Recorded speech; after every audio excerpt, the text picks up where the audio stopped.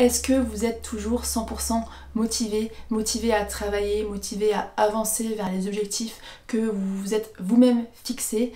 Je ne pense pas et ça ne doit pas forcément être un problème. C'est ce dont j'avais envie de vous parler aujourd'hui. Bonjour et bienvenue sur cette chaîne, c'est votre première visite. Je suis Laure, cofondatrice de l'agence Elona. J'accompagne les coachs et les thérapeutes dans leur développement et dans la construction de leur outil de communication pour qu'ils puissent vivre le plus sereinement possible de leur activité.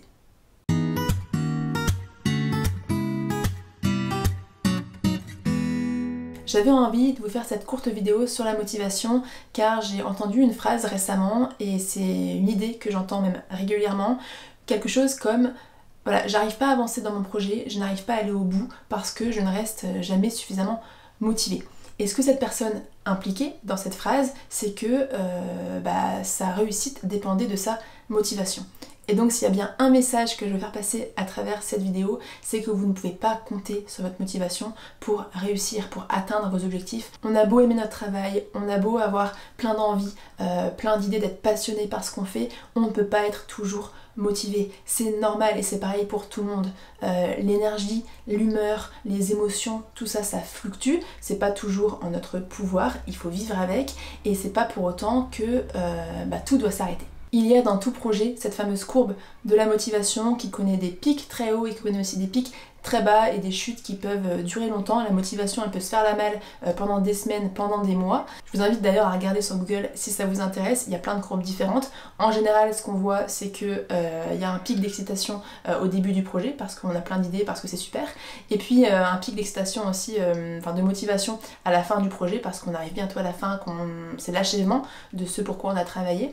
Et puis entre deux, ça peut beaucoup varier et ça peut aller très très bas ou remonter très très haut selon les événements. Voilà, enfin il y a plein de choses qui entrent en jeu, mais ce qui est sûr c'est que la motivation n'est pas linéaire et que personne ne peut rester motivé H24 indéfiniment. On a tous nos périodes de démotivation. En réalité, la différence entre les personnes qui vont continuer dans l'avancée de leur objectif et celles qui, au contraire, vont avoir tendance à se lamenter, à se taper sur les doigts, à culpabiliser, etc., et ça ne tient pas à la motivation. Ces personnes qui vont jusqu'au bout, qui arrivent à avancer vers leur projet, elles ne sont pas forcément plus motivées. C'est juste qu'elles s'appuient sur d'autres facteurs qui sont nécessaires justement quand la motivation n'est pas au rendez-vous.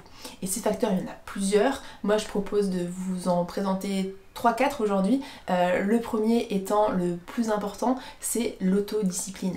Et là, ça vous fait peut-être grincer des dents, mais honnêtement, en entrepreneuriat et de façon générale, dans tout projet, lorsqu'on est son seul chef, il faut avoir de l'autodiscipline si vous voulez avancer. Parce que personne ne viendra vous tirer vers le haut si vous ne le faites pas vous-même. Il y a toujours des tâches qu'on n'aime pas faire, il y a toujours des choses qu'on va avoir tendance à procrastiner indéfiniment et à reporter constamment, et dans ces moments-là, il faut aussi savoir se définir un cadre, il faut savoir se secouer, s'écouter c'est bien mais ça c'est limite, parfois c'est juste la petite voix de la flemme ou de la peur qui parle, et dans ce cas-là, il faut faire preuve d'autodiscipline.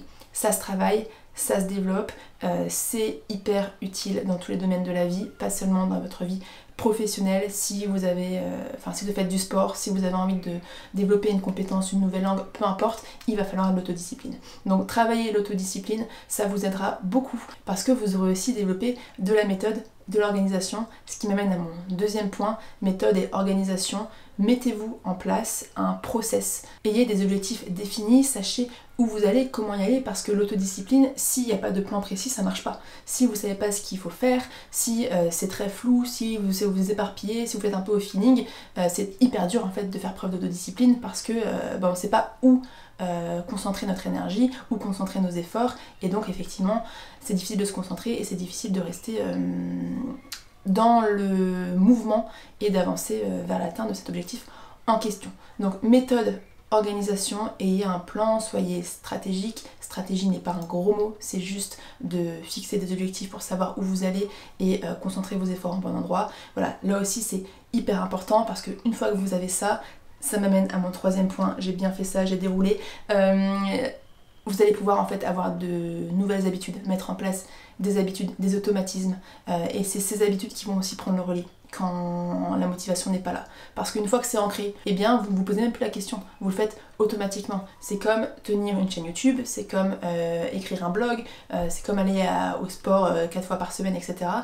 Au début ça peut être un peu difficile, au début on n'a pas envie, il faut vraiment être motivé pour y aller, mais une fois que c'est lancé, une fois que la machine elle est partie, on se pose même plus la question, ça va tout seul. Et pour moi c'est vraiment ce package qui va faire la différence, donc autodiscipline, organisation, méthode et puis les bonnes habitudes. Parce qu'une fois que vous avez tout ça, vous avez un système qui est en place et qui roule tout seul. Que vous soyez motivé ou non, profitez-en quand vous êtes motivé, ça ira plus vite, ça sera plus facile, mais quand vous ne serez pas motivé, laissez rouler. Même si c'est plus difficile parce que le moral n'est pas forcément là, ça va avancer et ça va vous permettre de passer ces périodes jusqu'à retrouver la motivation quand elle voudra bien revenir. Et puis en dehors de ces 3 facteurs, en dehors de ce package, il y a aussi la persévérance et la patience. Il faut être prêt à attendre, il faut être prêt à fournir des efforts durablement. On vit dans une société où on est habitué à l'immédiat, on veut tout de suite, maintenant, sans rien faire, facile, etc. Sauf que ça, c'est pas vraiment la réalité et que la plupart du temps, il va falloir travailler, il va falloir être patient pour que ça marche, il va peut-être falloir échouer, se prendre des portes et il faut aussi apprendre à se relever, à faire avec, à rebondir. Et c'est encore une fois ce système que vous avez défini en amont qui vous permettra d'être résilient et de tenir la distance. Voilà pour cette vidéo un peu différente d'habitude, j'espère avoir été suffisamment claire, vous avoir apporté un peu d'éléments de réponse. Moi ce que je dis toujours c'est que la motivation ne doit pas être votre moteur, c'est un propulseur, elle peut vous aider parfois à aller plus vite, à décoller, à faire un petit sprint, mais il ne faut pas se reposer dessus, il ne faut pas compter que sur elle, il faut mettre d'autres choses en place pour avancer, l'autodiscipline étant une des qualités que je vous conseille le plus de développer. Si cette vidéo vous a plu, je vous invite comme d'habitude à y mettre un j'aime, à laisser un commentaire, à la partager. Je vous invite aussi à vous abonner à la chaîne si ce n'est pas encore fait, à nous rejoindre sur Instagram où Colline est très présente. Et puis je vous dis à très vite dans une prochaine vidéo.